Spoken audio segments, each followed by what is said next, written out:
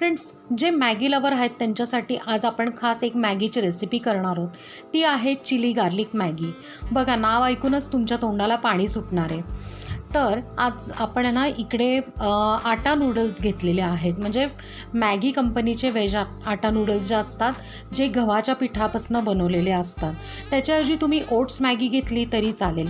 इकडे आपण 2 स्लॅब्स म्हणजेच 2 सिंगल मॅगी अशा घेतलेल्या आहेत आणि त्या एका उकळलेल्या पाण्यात आपण शिजवून घेणार आहोत. शिजवून झाल्या की एका चाळणीवर काढून त्याचं पाणी निथळून घेऊया. आपल्याला मिक्स व्हेजिटेबल लागणार आहेत. तुम्हाला ज्या आवडतील त्या तुम्ही घेऊ शकता.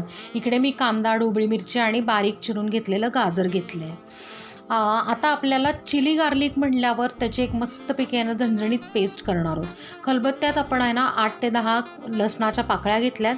त्यात चवीचं तिखट म्हणजेच लाल मिरची पावडर, रंगासाठी काश्मीरी लाल मिरची पावडर आणि थोडंसं पाणी टाकून आपण ह्याची पेस्ट करणार आहोत. एका पॅनमध्ये आपण थोडंसं तेल घ्यायचं आहे आणि मॅगी अजून चविष्ट होण्यासाठी थोडंसं बटर घ्यायचं आहे. त्यात आता आपण आहे ना ज्या लाल सुक्या मिरच्या असतात त्या टाकून फ्राय करून घेऊयात आणि या सगळ्या भाज्या एकत्रच टाकून अगदी 70% शिजवून घेणार आहोत. पूर्ण शिजवायच्या नाही आहेत. भाज्या शिजवून झाल्या की त्याच्यात आपण जी पेस्ट केलेली आहे चिली गार्लिकची, मस्त लाल चुटूक झणझणीत अशी, ती घालून घेऊयात. आणि मॅगीबरोबर जे मसाला पावडर येतं ते पण आपण यांना 2 सॅशे घालून घ्यायचे. थोडंसं पाणी घालायचं म्हणजे मसाले एकत्र छान मिक्स होतात आणि आपली जी मॅगी आहे ती शेवटी कोरडी होत नाही. पाणी तुमच्या हिशोबाने तुम्ही जास्त अजून घातलं तरी चालेल.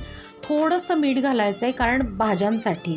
बाकी मसाला आणि मॅगीमध्ये तर मीठ असतंच. सो मीठ टाकताना थोडंसं कमी टाकायचं. त्यात आता शिजवलेली मॅगी टाकायची, मिक्स करून घ्यायची. तर अशा पद्धतीने मस्त झणझणीत अशी चिली गार्लिक मॅगी तयार. व्हिडिओ आवडल्यास नक्की शेअर करा, सबस्क्राईब करा. थँक्यू.